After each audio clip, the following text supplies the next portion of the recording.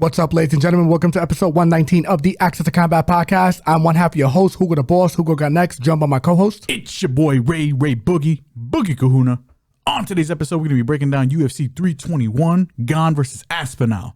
And on the boxing end, we got a Queensberry special featuring Parker versus Wardley. But before we get into any of that, my brother, like always, please tell them what the deal is. Like, comment, subscribe, follow Facebook, Twitter, Instagram, and TikTok. Everybody enjoying the visual portion of this podcast. If you haven't already, please don't forget to like, comment, subscribe, and hit that notification bell to stay up to date. And for all of our audio listeners, Spotify, Apple, Google Podcast, you already know. First fight on the card at men's heavyweight, we have Valter Walker going one-on-one with Louie Sutherland. The clean monster is 14-1 overall. Fighting out of Moscow, Russia, but repping Brazil, 27 years old. Sutherland, 10-3 overall. Fighting out of England, but repping Scotland, 31 years old. Now we got two big old heavyweights here who both had their fights recently canceled. On the Sutherland side, it was Justin Tafa. A recently cut Justin Tafa. I think unconfirmed, but I think he got cut. Oh man, that's crazy. And on the other end, we have Valter Walker, who was supposed to be fighting on the Rio card last week. And for one reason or another, unconfirmed rumors of one Muhammad Usman, maybe, having some elevated testosterone. Don't know. He ended up pulling out. Valter Walker, he was kind of pissed off, just to put it lightly. So the UFC was like, hey, man, we're going to throw these two guys together, see what happens. And I'll be picking Valter Walker here for the win. Nothing against Louie Sutherland. I actually like Louie Sutherland. I like his style. But a couple of issues I have with him. One, he doesn't really possess that one punch knockout power that you kind of need. Two, the takedown defense, I think it's okay, like that first line, but against guys who don't really know or don't really push that grappling heavy. Valter Walker is a Brazilian that trained in Russia. He knows how to go for takedowns. So I think Walker is going to drown the man, take Sutherland into the deep waters, and maybe even collect another ankle. Give me Walker for the win here. I say sub. Yeah, I'm with you here. And listen, I don't want to make any allegations, but talking about elevated testosterone for Muhammad Usman, there is de-elevated testosterone for Sutherland here. Allegedly. So for me, I've seen some of his recent weigh-in pictures. Ladies and gentlemen, I never show my eyes. Yeah. Some suspicious stuff going on. I was Tobey Maguire in the glasses Spider-Man after he got bit by the spider. I was like, what is this?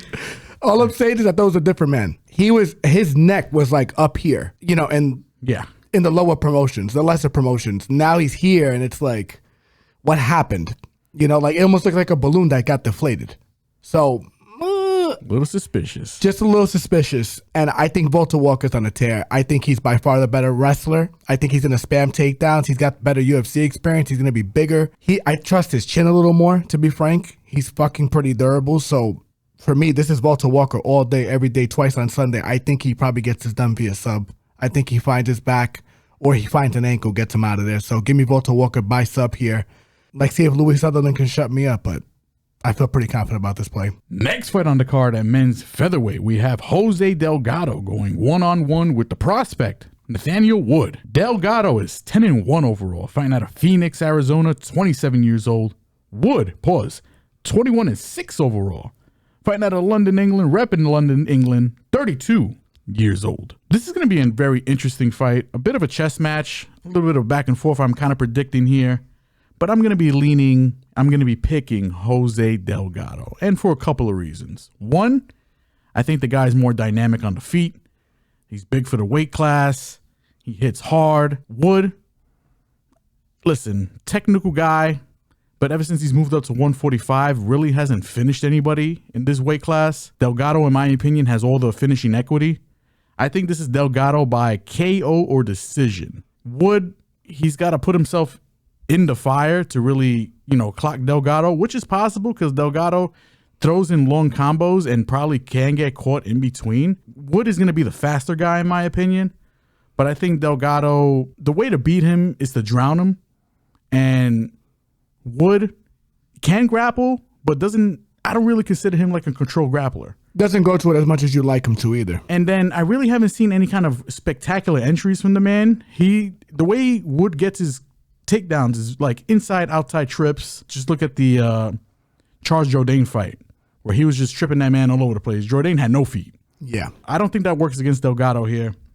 If you can't smother Delgado's offense, I think you're in for a long or short night. So give me Delgado by KO decision. That's where I'm leaning. Yeah, on top of the fact that Nathaniel Wood is definitely undersized for this weight class. He is. I know he hates the weight cut to 35, but that's his weight class in my opinion. I think he is a monster in that weight class. There's a guy in Jose Delgado, which a lot of you guys looked at me crazy for fading Emil against him last fight, and guess what happened? Hey, got him out in me included. 30 seconds. This guy has legit power. His takedown defense is really good. His get-up game is very good. I mean, obviously, we want to see it against more of an elite level grappler, but I don't think that Nathaniel Wood's the one that's going to be able to test him. I agree. I think Wood's got to enter the space and put himself in danger to deal with this guy, and I think this guy, if you make a mistake on the inside, he can clap your shit bad. Like, that's just what it is. Yeah. And he's got a decently durable chin. Like, he can take a shot. But he's very defensively responsible. I've seen Wood get dropped multiple times. That's the other thing about him. Questionable chin. That's all I'm going to say. He gets flash knocked down a lot. So for me, I think Delgado's going to win the moments in this fight. He probably stops him or goes to decision. So I'm with my brother here. I think it's going to be a knockout decision for Delgado. Don't know which way I'm leaning with that, but Delgado's a definite lean for sure as a straight and as a possible parlay piece. But we'll see how we get close to the fight time. That's the lean. No official bets. Next fight on the card at men's lightweight, we have Mateusz Rębecki, a.k.a. Rębecki, going one-on-one with Mr. Highlight himself, Ľudovít Klein. Rębecki is 20-3 overall. Fighting out of Poland, repping Poland, 33 years old. Klein is 23-5-1 overall. Fighting out of Slovakia, repping the Slovak Republic, 30 years old. This is a banger of a fight, and this is not the first Matheus that Klein has fought. You know, coming off his last fight against Gamrot. Completely different stylistic fight. Now he's fighting Rębecki here, who is built like a fire hydrant, throws bombs, hits hard, a constant force for 3 rounds. The way for him to win is to, you know, go to the grappling here. I think you need to take away Klein's weapons to, you know, to win the fight, right? Can Rębecki do the grappling? Will he go to the grappling? I think he'll mix it up. But Rębecki does Rębecki things in this sometimes. And I just anticipate this fight just being a back and forth stand-up affair, crazy war. And Klein, who's, you know, generally the smart, you know, tactical fighter here, I think he's the better striker if you were to ask me on paper. I can see a head kick KO. Yeah. So give me Klein by KO decision. I'm probably going to lean a little more decision because Rębecki, I mean, he starts bleeding in the first 5 minutes of every fight, but that man is durable as all hell. Hard to get out. And Klein, very durable as well. So maybe a sneaky over if you're looking at, you know, anything from the betting perspective, but I think Klein is the side. I lean decision, but, you know, if the KO prop looking crazy, might sprinkle a little bit on that. Yeah, I don't hate the KO look, and I'm with you there because I am worried about the amount of damage Rębecki has taken over like the last 2 or 3 fights. It has been an absurd amount of damage. That Orobai fight, those guys shouldn't have been touching a mat for like 6 months to a year. Like it was bad for both sides. I know Orobai kind of got the worst of it, but that was a bad ass whooping both ways. I'm surprised by this line because they have Klein sitting at a minus 140, 145. I think this is a Vegas miscorrection, to be frank with you. I think Klein is the superior fighter by far.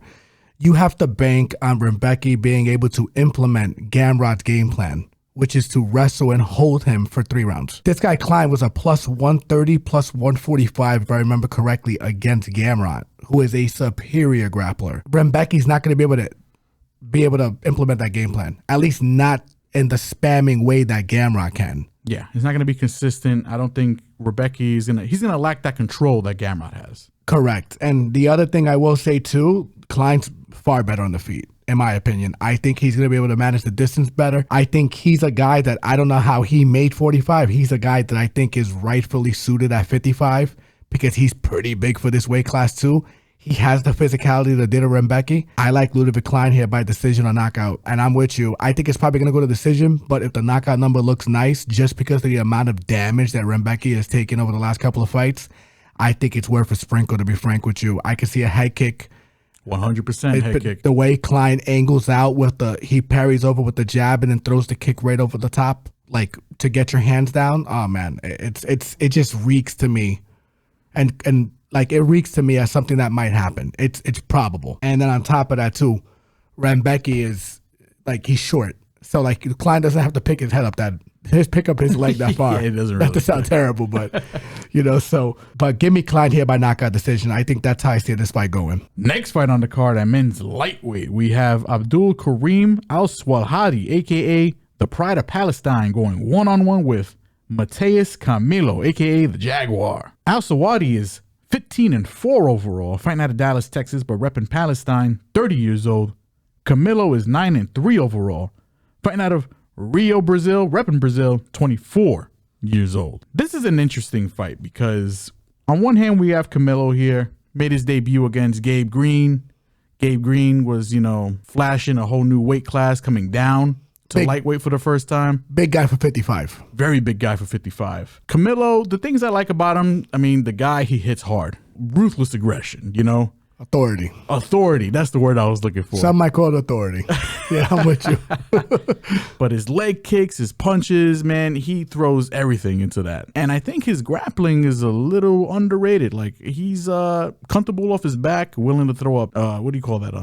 Triangles and all different types of submissions and shit. A little too comfortable, by the way. Maybe a little too comfortable. We got Abdul on the other side over here who, in his last performance, fought a tank of a man in Louie and was, in my opinion, probably winning that fight. Crazy.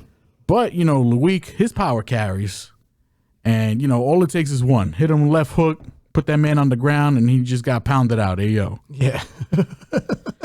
I think this fight is going to boil down to the grappling. I think Al-Selwady is the superior grappler. I don't think he's going to have any trouble in Camilo's guard. I think Camilo's guard, while tricky, Selwady should be able to hand himself on the bottom. He's a kickboxing-based fighter too, by the way. That's his base. Like, he learned grappling as he went, but he started in kickboxing. And even though he's got that background, all of Al-Selwady's losses have been by KO. And Camilo can crack. Camilo, all of his losses have been by sub. But Selwady, he can grapple. Yes, he can. So I'll be leaning Abdul here. I say medium confidence. I can see a world where he gets laid out, but I think if he fights a smart game plan, he feels like a smart fighter to me. I think he can get this one done. I agree with you. I think Al-Selwady has him covered everywhere outside of maybe jiu-jitsu. If I'm being honest with you, I think he's the better wrestler. I think his entries are better. Camilo has horrid takedown defense. He likes to play off his back too much, in my opinion. And if you want the real, even on the feet, Al-Selwady's way lighter on the feet. So I have a hard time seeing where Camilo's going to land a big shot on him unless he walks into the fire and eats a couple himself. And I'm not sure Camilo's durability or the imposing figure that Al-Selwady's last opponent is going to be anywhere close to being mirrored by Camilo. So for me, this is a much more winnable fight. It was both their debut fights. But if you're asking me who impressed me more, I think it's Al-Selwady. I think Al-Selwady, his entries are really good. His footwork is really good. Camilo has a good leg kick, but Al-Selwady's so light on his feet, I have a hard time believing he's going to be able to get that front leg. Give me Al-Selwady here. I'll say by decision, but man, it could go so many different ways. The money line is playable here, ladies and gentlemen. They have it listed as a pick'em. Don't be surprised if me and my brother get to playing Al-Selwady come fight night. But no official bets for the podcast. We have our lead on Al-Selwady, and I think me and my brother could let it last there and move on to the next fight. Next fight on the card at women's strawweight, we have Jaqueline Amorim going one-on-one with Mizuki Inoue. Amorim is 10-1 overall. Fighting out of Coconut Creek, Florida, but repping Brazil, 30 years old. Mizuki is 15-6 overall. Fighting out of New York City, New York, but repping Japan, 31 years old. This is an interesting fight because on the Amorim side, she's been running through everybody she's been facing. But you can make the argument that, the people she's been facing have been a little low tier, right? And on the other end, we have Mizuki here, who I think is pretty talented, but she has missed a lot of time. I mean, she's had one fight within 5 years, right? I mean, she missed three. She had a 3-year gap between her first and second fight.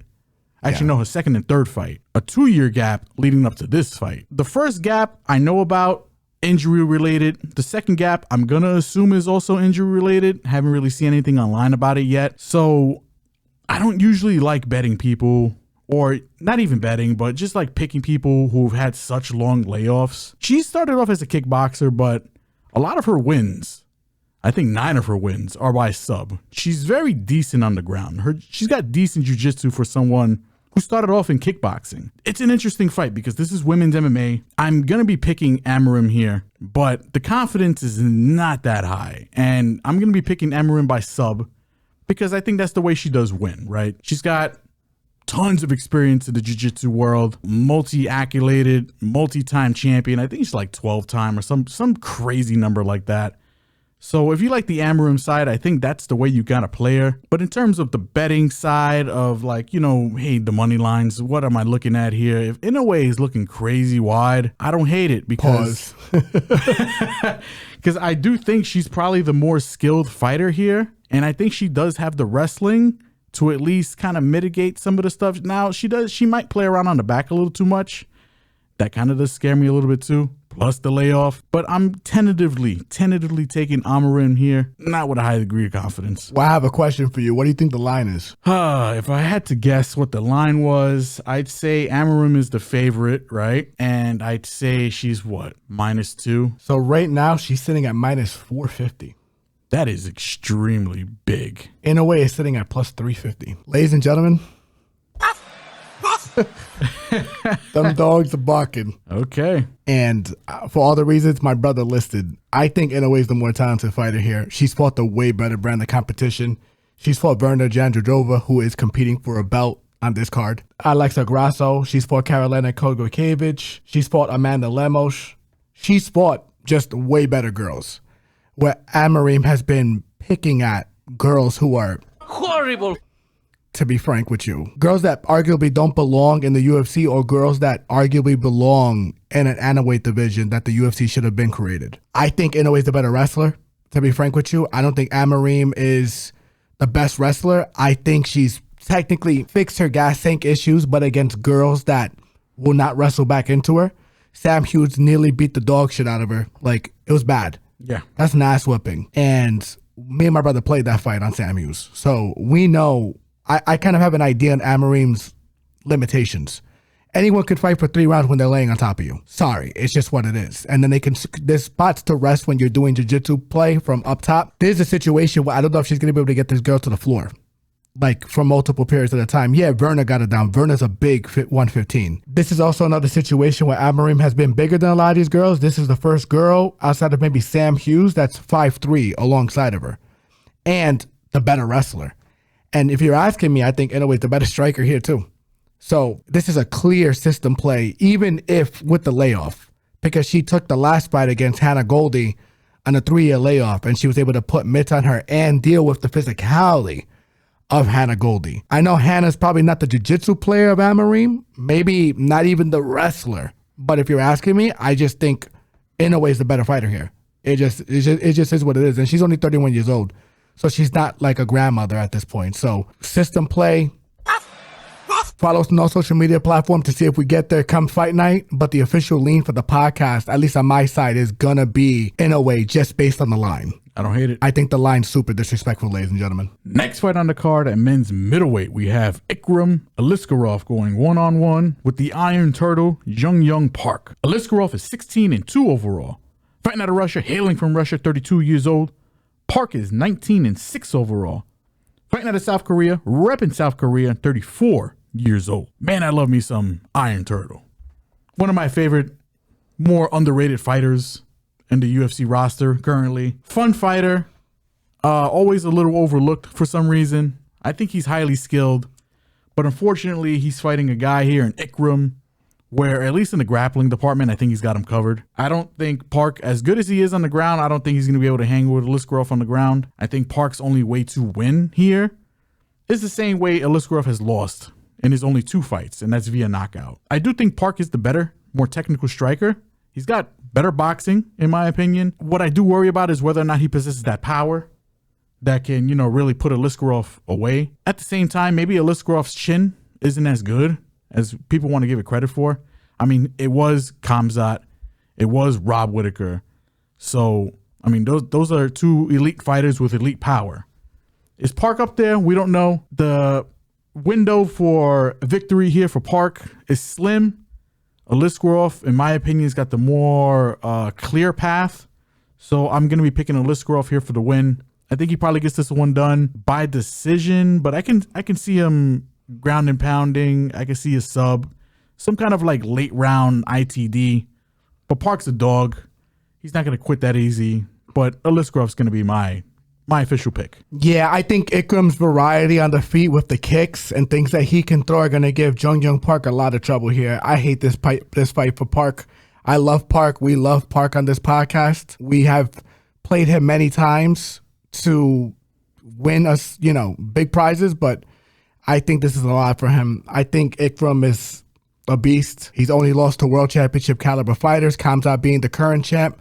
Robert Whittaker arguably should be still a top 3 guy because I thought he beat RDR the other night, which tells you everything you need to know. For me, unless Ikram's a complete fraud, I'm going to find out. But if Jung Park doesn't get the grappling going with the cage pushing, it's going to be a long night for him because from the outside, I think Ikram's got a better footwork. I think he's the better athlete. I think he's going to be a little bit bigger in size than him. I think he works behind the kicks better.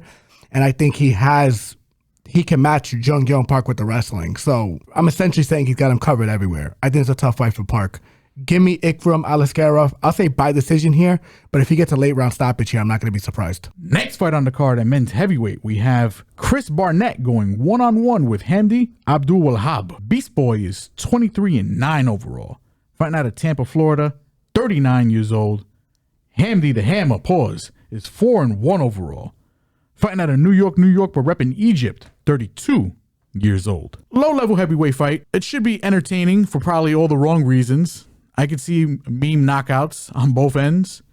But I'm going to be picking Hamdy here, the Hammer, AO, for the win. I think he does have the clear wrestling advantage here. I know he's from Egypt, but he trained in New York. And the other part is, guy may be allegedly, unknown cheater. I mean, he did test positive not too long ago. And, from a betting perspective, that's something I like. Him and Muhammad Usman have the same pharmacist. Hey, for me, if you ain't cheating, you ain't trying. I respect the hustle. He got caught. Hopefully he's clean here, but who knows? Chris Barnett, entertaining fighter, fun guy, great personality. I can see a crazy head kick KO here because that's the kind of shit Chris Barnett brings to the table. At the same time, Chris Barnett is 39 years old. Doesn't really have that great takedown defense. Can be cage pushed. As much as I don't like Hamdy or have faith in the IQ, this is his fight to lose. Give me Hamdy here for the win. There should be a KO here, but I could see this probably going to decision as well. But I'm not too sure on the finish, but Hamdy's the side. Agreed. And on top of that, Chris Barnett, undersized for the division.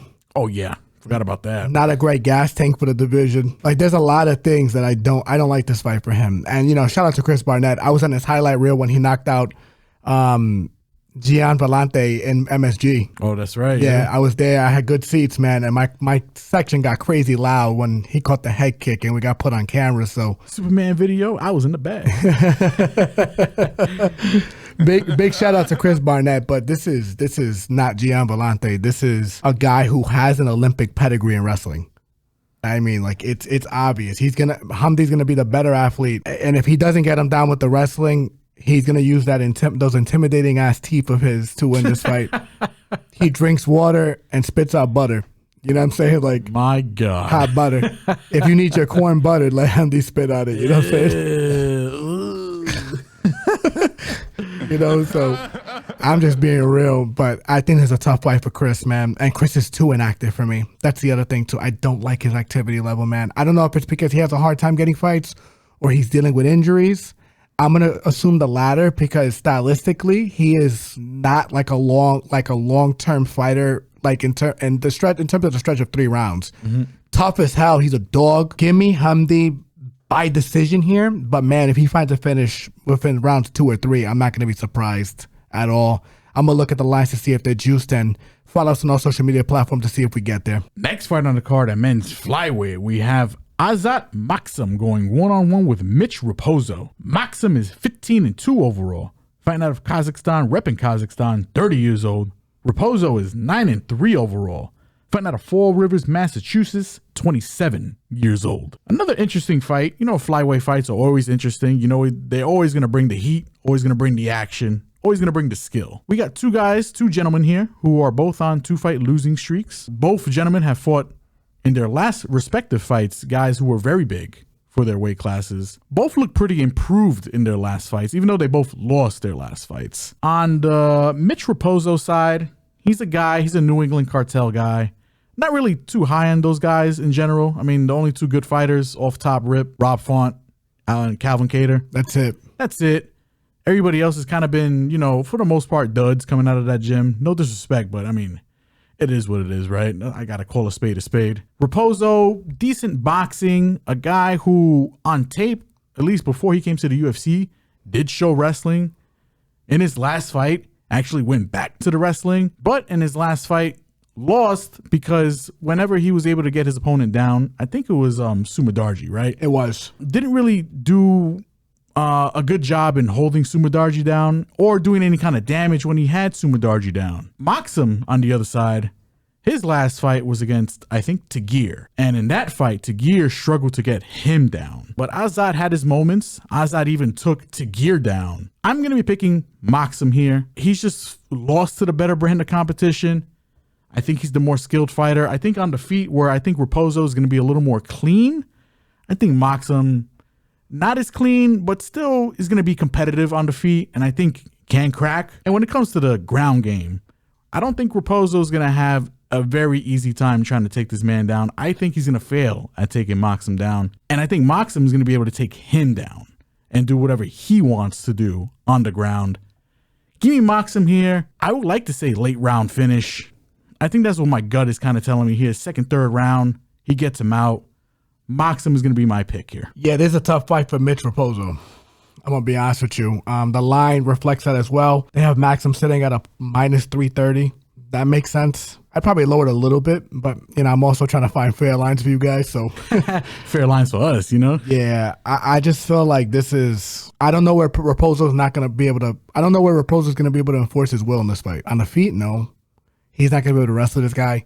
He probably can't out-grapple this guy. I seen Tagir get in on him, lock his hands, and get behind his back, and he couldn't get him down. And Tagir, I think, is one of the more underrated guys for this division, and he's big for the division. Yeah, Maksum, in my opinion, he's a fan of Shakira, because them hips don't lie. Giga hips. That man was hard to take down. Pause. Yeah, he was hard to kill like Steven Seagal. Bars. You know what I'm saying? So, yeah, I'm with you here, man. I think this is a tough fight for Raposo. Give me Maksum. I'll say by decision, because he's like an equal opportunity finisher with decision. Like, he has a lot of decisions on his resume, but I would not be surprised at a stoppage here. I think it is a mismatch, this fight, a little bit. So I think the late round stoppages are interesting depending on how they're lined, as well as the under and the fight doesn't go. I'm very curious to see how they come out, but Maksum is the obvious side for this fight. Next fight on the card at men's bantamweight, we have Umar Nurmagomedov going one-on-one with Mario Batista. Nurmagomedov is 18-1 overall, fighting out of Russia, hailing from Russia, 29 years old.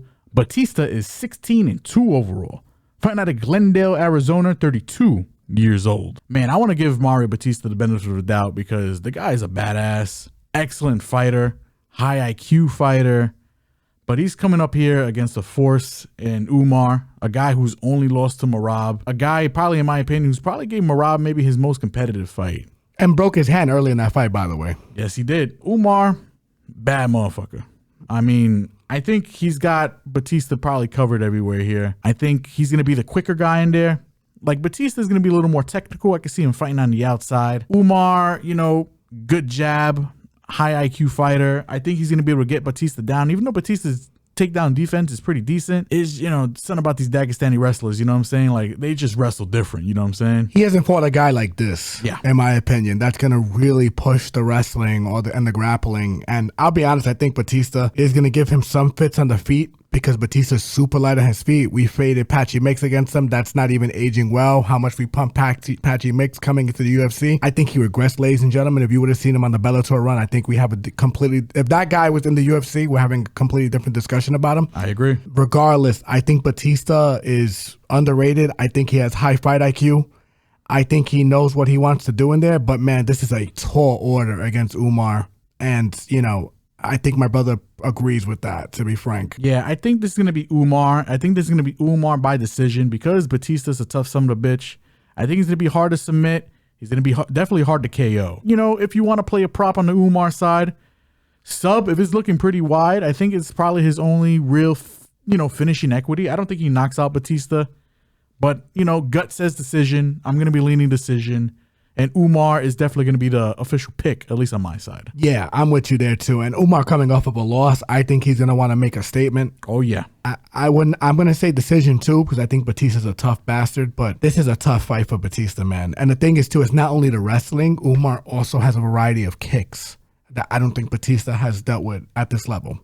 Like, this is a guy who knows how to, just like his brother in PFL. They know how to get their kicks off cleanly without being in danger of being landed on. They're good, man. They're fucking good. It's just what it is. Like, I'm going to lean Umar just for that, but, man, I don't know if I can get behind this line either. It's plus 340 Batista. Tempting. It's tempting. But Umar's the official lean for the podcast. Next fight on the card, at men's light heavyweight, we have Alexander Rakic going one-on-one with Azat Mirzakhanov. Rakic is 14-5 overall. Fighting out of Austria, repping Serbia, 33 years old. Mirzakhanov is perfect, 15-0. Fighting out of New Jersey, but repping Russia, 36 years old. Got a light heavyweight banger here. And, listen, you guys should know, if you are, frequent listeners of the podcast, how I feel about Mr. Alexander Rakic. In this particular matchup, he's got the height and reach by miles. He's going to be way bigger on fight night, too. He's going to look like a giant next to Mirzakhanov. But I don't trust the man.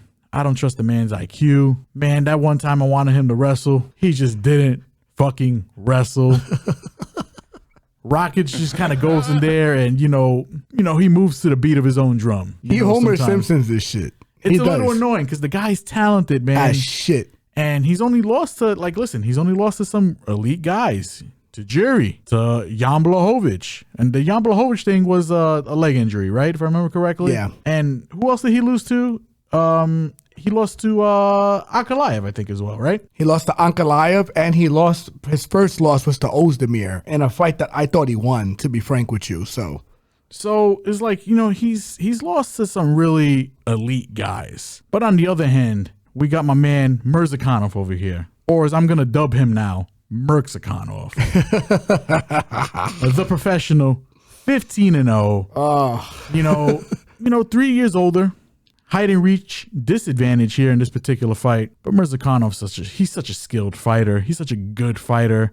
And even though this is a step up in competition, it's an about time kind of step up in competition because he's been, like the nickname implies, murking dudes. Yes. I'm going to be picking Azat here. Mirzakhanov for the win. I just don't trust Rakic, man. Rakic on paper is the better fighter. He can use his length. He can use his reach here. He can kick away, stay on the outside. But Mirzakhanov, smart fighter, one punch knockout power, heavy hands, can go to the grappling when you need him to. Yeah. I trust him more. And listen, you can't argue with undefeated. Give me Mirzakhanov for the win. Via KO. I'm calling it. Fuck you, Rakic. Yeah, Rakic has a good lower leg kick. Underrated wrestler. But I'm with my brother here. I just think he's a dunk.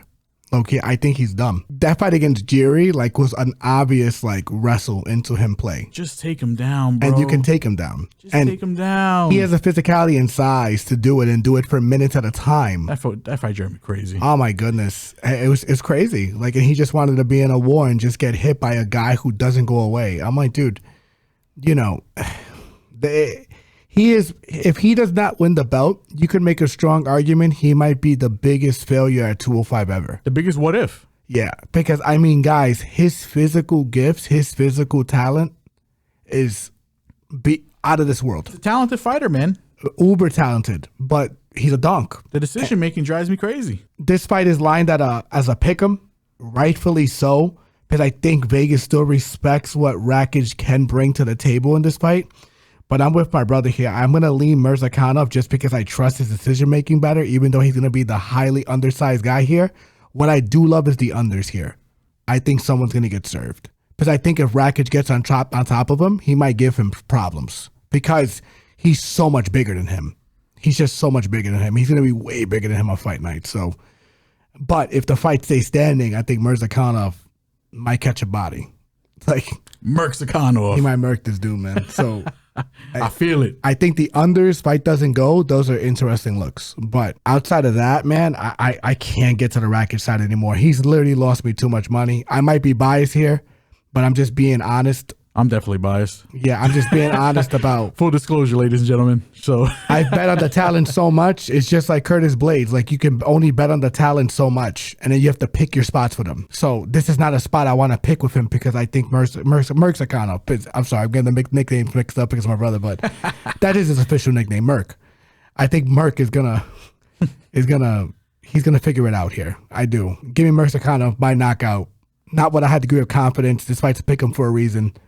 But I'm leading Mirzakhanov. Unders, fight doesn't go, are the ways to look for this fight. Follow us on all social media platforms to see where we go. Next fight on the card at men's heavyweight, we have Alexander Volkov going one-on-one with Jailton Almeida. Drago is 38-11 overall. Fighting out of Russia, hailing from Russia, 37 years old. Almeida is 22-3 overall. Fighting out of Brazil, hailing from Brazil, 34 years old. Before you continue, who do you think is the favorite in this fight? I would hope it's Volkov, but I got a feeling it's going to be Almeida. How insane is that? That's kind of, the disrespect on Volkov. The Volkov disrespect is absurd. That's insane. Insane. That's insane. I'm going to be picking Volkov for the win here. Like, listen, I'm going to give props to Almeida, right? Because I didn't think he can do what he did to Curtis Blades. He did it. But then Curtis Blades made the adjustments and then did him. Pause. Did him in. Yes. Did him dirty. Put him out. Will Almeida successfully take down Volkov here?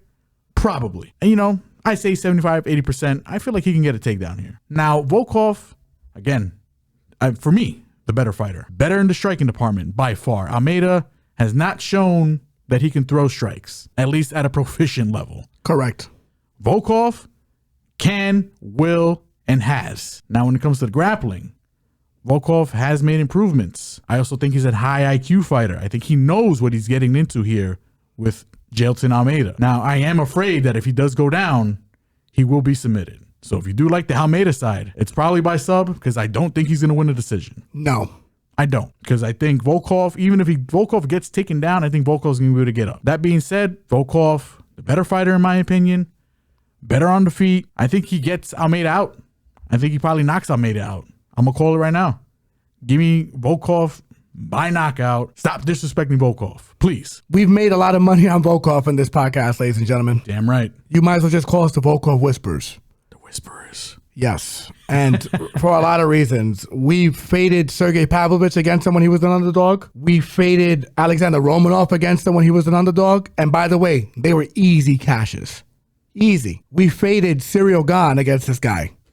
And he got fucking robbed. It was blatant robbery. It was that he shouldn't have lost that fight. He won that fight. fight. He got robbed. He was like a plus like 3 something. In what world? And he won that fight. He did.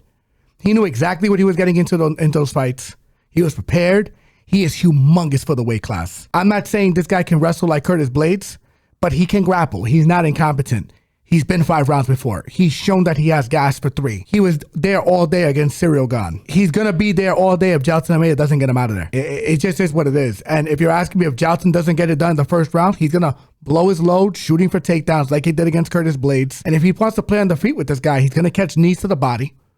And Volkov can grapple too. So it's not like he's going to be completely lost on the floor even if he does get taken down. Yeah, I think for Jailton to win here, he's got to show a dimension he hasn't shown before. He's got to show either he's got improved striking, or he has to be able to show me that he has better back takes against higher level competition. Yeah. He hasn't fought anyone in the top 10 outside of Derek Lewis. And everybody's fought Derek Lewis. Sergey Spivak, fraud. Curtis Blades is a top 10 fighter. He lost that fight. He sat on Derek Lewis's chest for 5 rounds, couldn't find a sub. I'm just saying, I have questions about the IQ here. I have questions about his overall game. I think he is a monster grappler. I think he's a terror at 205 as well if he ever wants to go back down. I think he's suited for this weight class. I just think he's limited, man. Volkov is a big step up in competition. This is the biggest step up since Curtis Blades. And he's more well-rounded than Curtis Blades. Give me Alexander Volkov for the fucking dog plate, ladies and gentlemen. Next fight on the card, and is currently constituted the co-main event of the evening for the vacant UFC strawweight championship at strawweight, we have Virna Jandiroba going one-on-one with Mackenzie Dern. Jandiroba is 22-3 overall. Fighting out of Brazil, hailing from Brazil, 37 years old. Dern, 15-5 overall. Fighting out of Los Angeles, California, 32 years old. Now, this is not the first time these ladies have fought. This is actually a run back, ladies and gentlemen. And it's a run back with high stakes because they're fighting for a vacant strawweight title. And I think this is Jandiroba's time to shine. She's actually the dog. Yes, she is. That is impressive. And I like that a lot. Give me Jandiroba here for the win. Listen, I know she lost her first fight against Mackenzie Dern, but you know, as we know, rematches never go the same. Especially in the UFC level. Especially in the UFC level. Both women, particularly Mackenzie Dern, but you know, both women have improved their striking. Both women have grown as fighters since that last fight. But I still think Jandiroba, better chin, better wrestler, comparable jiu-jitsu, comparable. I think if she pushes the pace here, doesn't let Dern dictate the fight, Dern with the more questionable chin here, I think she can land on her, put her down. I think Jandiroba can jump into her guard, hang in her guard, beat her up in her guard. I think this is Jandiroba's fight to lose. I think she's improved more as a fighter. I think she's got the better skill set. I think Jandiroba wins this fight. Yeah, I'm with you here. I can't get behind Mackenzie for a couple of reasons. I think she's going to be the undersized fighter here. I think she's a little overrated, to be frank with you. Not to shit on her, man. I know she got her lick back against Hebas, but Hebas has regressed since their first fight. I agree. Rematches are always weird, so like that one, this one's going to be different, I feel. Jandiroba, I think, felt her out in that first fight. I think she gave her a little too much respect. I don't expect her to give her that same respect in this fight. I think she felt on the floor. I think she knows she can control her. I think she knows that she can cage push this girl too if she needs to. I really believe that. I think Jandiroba's worked on the jab. I think she's been undercut a lot by the promotion, unfortunately. But this girl is a fucking dangerous fighter. She is taking the longer road. She has worked for this. I think this is her moment. I think she's not going to shy away from this moment. I think Mackenzie Dern has been chinned. I think she's gone through a harder road in terms of damage. Virna has evaded a lot of that damage. Virna's going to be bigger. I think she's going to have the cage pushing ability and the wrestling edge here. Even though Mackenzie might be a slightly better striker, give me Virna Jandiroba to probably get this done via decision just based on toughness. Virna might be able to impose her will and let the world know that she is probably the most duck girl in this weight class, Zhang Wei Li included. Mackenzie was calling for Tatiana Suarez for this fight. You know what I'm saying? So there's a reason for that. There's a reason for that. That's what I'm going to say. I'm not saying she's running from Virna. I think she's going to fight whoever she got to fight for that belt. But I think Virna is the most overlooked and disrespected girl in this weight class. And I think a lot of girls, when they get that call to you know, oh, you're going to fight Virna, they hang it up. They lose connection. They say they're in the mountains. They lose connection. Hello? Yeah, dude. I'm there. I think Virna, this is Virna's time. Even though she's 37, that's the only thing that's really giving me hesitancy here. Mackenzie being 32. But we've seen this streak of Brazilians just breaking these records in terms of like being older champions at this point and reclaiming a belt. Like that 36 or 37 age thing has gone right out the window over like the last 2 years. And this is a girl who's taking substantially less damage. Give me Virna Jandiroba to figure this out. Next fight on the card and is currently constituted the main event of the evening for the UFC Heavyweight Championship. At heavyweight, we have Tom Aspinall going one-on-one with Ciryl Gane. Aspinall, 15-3 overall. The champion is repping England, hailing from England, 32 years old. Gane, 13-2 overall. The challenger is repping France, hailing from France, 35 years old. I'm looking forward to this main event. At least when it comes to the striking, it's going to be a banger. Because, you know, say what you want about Ciryl Gane. The guy's a athletic striker. Probably the more athletic of the two guys here. Maybe even the more dynamic striker of the two guys here. But Tom Aspinall is a force to be reckoned with. He's a phenom. He's the next big thing. His name is not Brock Lesnar. His name is Tom Aspinall. If Tom decides to take it to the ground, because maybe he doesn't even take it to the ground. Maybe he just cleans Ciryl Gane's shit out. I don't know. But he's got the grappling edge here. Gane has been improving. I'm pretty sure he's been drilling wrestling like a son of a bitch. but I just can't get that image of him wilting to John Jones. Can't get it out of my head. I really can't. Like, the lights got too bright. Maybe it was John Jones' aura. Destroyed him. 10-0, KO. Ciryl Gane's got a lot to prove here. I'm not saying he's not a worthy contender, but I think Aspinall's got him covered. Striking, he's got the power to match. He's got the grappling edge. I think this is Tom Aspinall, ITD. Probably KO if I had to pick a finish. But, you know, I'm looking at both props because I ain't going to rule a sub out. Ciryl Gane going to look like a fish out of water when he's being drowned by the tidal wave that we call Tom Aspinall here. A magic carp. A magic carp. His only attack is going to be splash, ladies and gentlemen. Give me Aspinall here for the win. I'd be surprised, and I wouldn't be totally surprised, but I'd be surprised if he lost this fight. I just think he's the better overall fighter. I think he gets this one done ITD. If I could trust Ciryl Gane to finish fights and to have a little bit more decent pop in his hands, I think he'd have a shot here. The problem is he doesn't finish his fights, and he's not like a prolific one-punch knockout artist. The reason I say that is because Tom makes a lot of mistakes from the boxing standpoint. Punches over his feet sometimes, kind of lunges in. The problem is, I don't know if Ciryl Gane's the one that's going to be able to capitalize and drop him. No one's really tested Tom's chin yet. No one's really hurt him. And that's why him versus Francis is such an interesting fight because, you know, they had him at the UFC PI trying to beat Francis's record, and he came nowhere close to it. So I just think that Cyryl's is not going to have him covered in the wrestling. Tom says that he has a takedown that is unstoppable.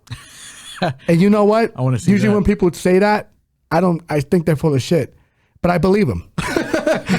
I believe him. And I believe in Tom Aspinall. I believe him. I think against Ciryl Gane, even though he's been able to flare his hips back very well, he did it against Sergey at home in France. It was very impressive how he got his hips back and parried out. But that's Sergey Spivak, ladies and gentlemen. I just wanted to fucking rant about him, talking about donkage rackage over there. You know what I'm saying? So for me, this is a situation where I just feel like Tom's the most athletic guy Cyryl's fought. He's going to be the quickest guy Cyryl's fought, both ways. But I trust with Tom's wrestling acumen, he's going to be able to get this done relatively easy.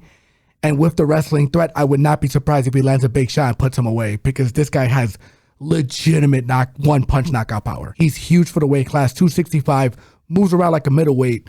Ciryl Gane is not the biggest heavyweight. He's not small, but he's not bigger than Tom. He's just not. Tom is all of 265. Yeah, he's man. He's all man. So for me, this is Tom's fight to lose. Give me Tom ITD here. We'll see how the props fall out come fight night via knockout or sub. Tom should get this done, in my opinion. I won't say easily, but I'd say second, third round are interesting. So give me Tom Aspinall here for the win. Inside the distance. And that does it, ladies and gentlemen, for UFC 321. Moving right along from MMA to the sweet science, from Abu Dhabi to Greenwich, London, we have a Queensberry Promotions main event that we're going to be covering, and it's starring Joseph Parker going one-on-one with Fabio Wardley for the interim WBO and the interim WBA World Heavyweight titles. Parker, 36-3 overall, fighting out of New Zealand, repping New Zealand, 33 years old. Wardley, 19-0-1 overall. So technically perfect. Fighting out of England, repping England, 30 years old. Yeah, so this is a super interesting fight. I love this fight. To be frank, I don't love it for Joe Parker because I think he should be fighting for a belt. I think he's earned it. This is a guy in Fabio Wardley, very light on his feet, very good hands, very fast hands. Joe Parker has improved in the latter stages of his career. I'm going to pick him to win this fight, man. I just can't get behind this line. He's sitting at a minus 600 on most books, and Wardley's sitting at plus 380. I'm not saying Wardley is more impressive than Joe Parker. I'm still going to lean Joe to win this fight. The problem is he's going against a guy who's bigger, younger, not the worst technical boxer, does have some defensive flaws that I think Joe can take apart in this fight, and a guy that I know whose punching power carries late in fights. His last fight against Justice Honey, what a name. Bars. Justice Honey. Justice Honey. He was losing. You could argue he lost almost every round and figured out a way to knock him out late in the fight. Joe Parker just got floored by Zhilei Zhang. And I'm not saying that Zhilei Zhang is a bad boxer, because he's not. He's the big bang. The problem is he's a plotter and he's slow. This is a guy in Fabio Wardley who moves like a cruiserweight. Very in and out, knows how to use his feet, angles well, knows how to finish. I mean, for Christ's sakes, he has 19 wins and 18 of them are by knockout. Like, he's a finisher. For me, if Joe's not in his P's and Q's in this fight, I feel like he can get stopped in this fight. And if you're giving me a younger, more elusive, lighter-footed, decently big puncher in this fight, I feel like the plus 380 might be a system play. I'm not sure if I'm going to get there come fight night, but don't be surprised if I do. Follow us on all social media platforms as usual for the final bets. But man, I just think this might be a tougher fight for Joe than people are anticipating. And once again, I'm going to lean Joe here. I just don't agree with the line. I think the line's crazy. Joe should win this fight, though. I'll give him that, but you can't get behind the line here. Give me Joe Parker to win this fight. I'll say by decision, but don't be surprised if Fabio gets a possible dog play come fight night. It's particularly in his knockout prop, because he may not win the minutes, but I do trust him to land here. He's gonna have the faster hands, and it's heavyweight. Anything can happen. So that's where I'm at, and that should wrap it up for this podcast. Like my brother said, that should wrap it up for this podcast. Episode 119 in the books. Our combat coverage is over. My brother, without further ado, please take us home. Like, comment, subscribe, follow Facebook, Twitter, Instagram, and TikTok. Everybody enjoying the visual portion of this podcast. If you haven't already, what are you waiting for? Please don't forget to like, comment, subscribe, and hit that notification bell to stay up to date. And for all of our audio listeners, Spotify, Apple, Google Podcast, you already know. Love you guys. Holla at you guys. See you next week for episode 120. If we have any fights we didn't cover this weekend, please drop them in the comments. We will be happy to discuss them as usual. We see the love. We see everything coming along the way. We got some big plans coming for you guys come New Year's. We also got some other big plans on other platforms that we're working on. If you don't know, you may know. Who knows? But now you know. Love you guys. Holla at you guys. See you next week for episode 120. Enjoy the fights this weekend. Peace.